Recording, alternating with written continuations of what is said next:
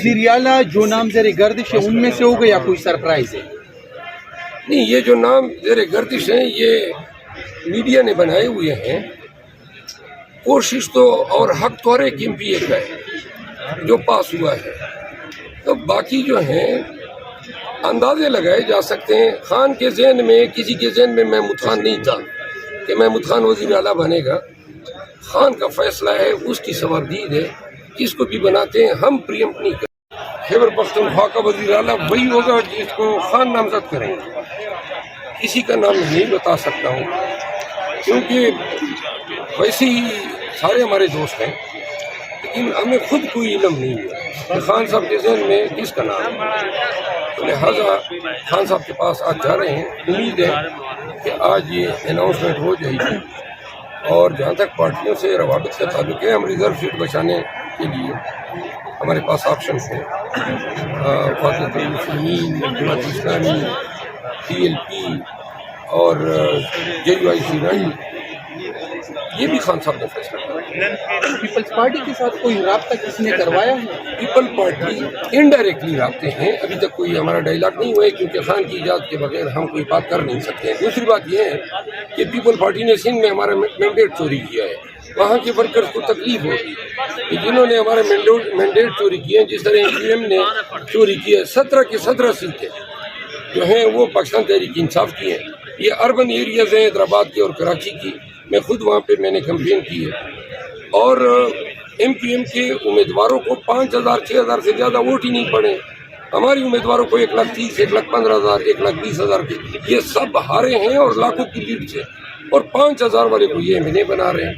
Form 45 جو ہیں وہ صرف ہمیں جاری نہیں ہوئی ہے، ہر حلقے میں تمام آزاد امیدواروں کو بھی جاری ہوئے.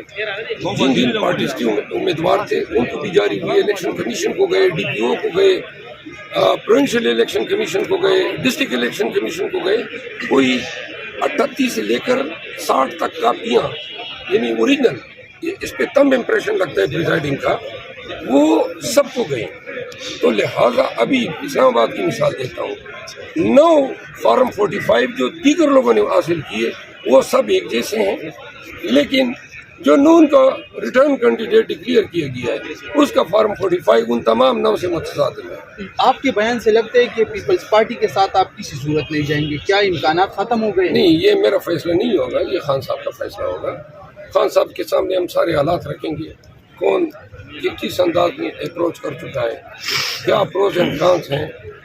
این ممکن یہ بھی ممکن ہے کہ ہم اپوزیشن میں بیٹھ جائیں کیونکہ $28 بلین تو انہوں نے لون دینا ہے. $1 بلین سے کم پیسے خزانے میں پڑے ہیں. اوورسیز پاکستانیز نے کل میسج دیا ہے کہ اس گورنمنٹ پہ جو چوچو کا مربع ہوگا ہم ریمیٹنسز نہیں بیچ سکتے ہیں. $13 بلین ریمیٹنسز ہوا کرتی تھی، $1.5 بلین پہ آئی. کل پہلا ورکنگ ڈے تھا، منڈے کو الیکشن کے بعد آپ کے اسٹاک ایکسچینج نے ریئیکٹ کیا. 1878 پوائنٹ جو ہیں وہ گری ہے. تو لہٰذا اگر نواز شریف اس چوری کے مینڈیٹ کے ساتھ اور اس چوچو کے مربع کے ساتھ یہ حکومت کرنا چاہتا ہے، 21 سیٹوں کے ساتھ انہوں نے وکٹری اسپیچ دی تھی، تو لہٰذا اگر پاکستان میں یہ چیز چل سکتی ہے، یہ پاکستان کو ڈیفالٹ سے بچا سکتے ہیں. اگر 16 مہینے کی جو بی ڈی ایم کی حکومت ہے اسی کا دوبارہ تسلسل ہے تو چلائیں. ہمارے لیے پھر ان حالات میں اپوزیشن ہی بہتر ہے، لیکن یہ فیصلہ بھی خان صاحب نے کیا.